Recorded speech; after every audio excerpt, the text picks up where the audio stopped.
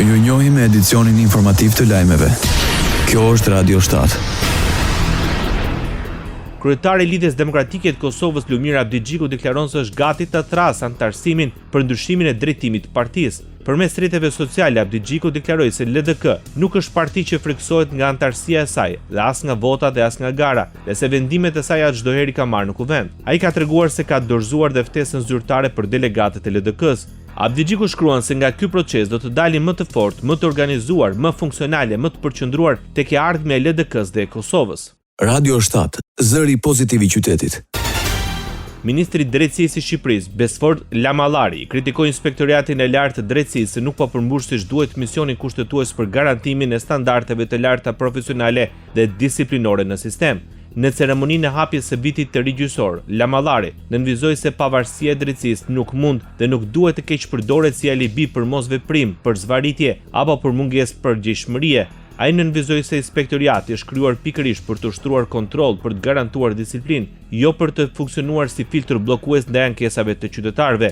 Inspektorati i Lartë i Drejtësisë është krijuar pikërisht me qëllimin për të garantuar standarde të larta profesionalizmi dhe disipline në radhët e magjistratëve. Në vitet 2023-2025, teksa ankesat për zvarritje dhe shkelje procedurale të regjistruar pranë ILD-s ishin të shumta, numri i inspektimeve dhe hetimeve disiplinore ndaj magjistratëve mbeti i ulët. Konkretisht, nga 1374 ankesa të regjistruar, janë marrë vetëm 23 vendime për çelje hetimi disiplinor për 25 magjistratë. Lidhur me stokun e dosjeve, Ministri i Drejtësisë veçoi si problematike situatën në gjykatat e apelit të jurisdiksionit të përgjithshëm.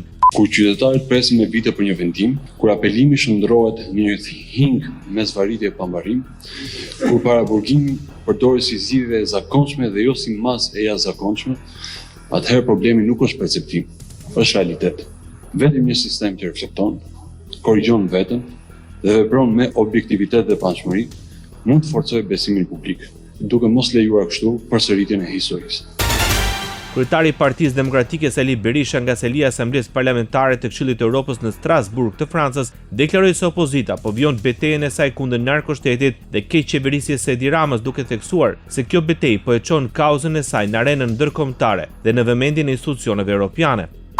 I përshëndet për zemër nga selia e Asamblesë Parlamentare të Këshillit të Evropës, jemi sot këtu bashkë me Albana Vokshi për të vazhduar betejën tonë kundër narkoshtetit dhe ramaturës. Ditë të mbarë.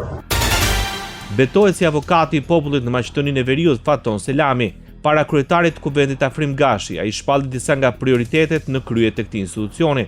Pra, si që përmenda, top prioritetet është rikthimi i besimit në institucionin e avokatit të popullit, duke bërë në drejtim dhe duhet të punohet që të ekipohemi në mënyrë kadrovike, pasi që institucioni punon me një kapacitet prej 40% të administratës, do të thonë duhet të ketë edhe punësime të reja, gjithashtu duhet edhe të zgjidhen me vajtënter në parlamente dhe zëvendësit të avokatit të popullit dhe duhet që të kalohen në parlamente dhe ndryshimet dhe plotësimet e ligjit të avokatit në popull.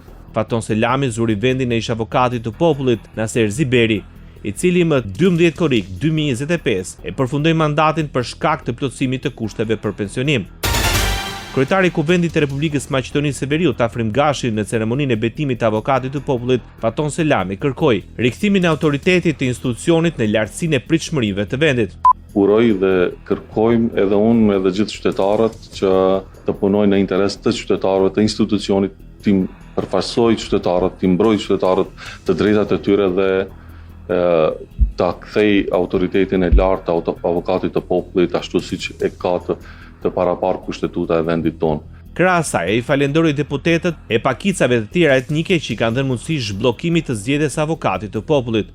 Njëkohësisht më lejoni të falenderoj gjithë deputetët, edhe të përkatësive që nuk janë shumicë në vendin tonë, por gjithë deputetët tjerë që dëshmuan me një unitet që e zhbllokuam institucionin e avokatit popullit. Ndoqët lajmet shkurt në Radio 7, zëri pozitiv i qytetit.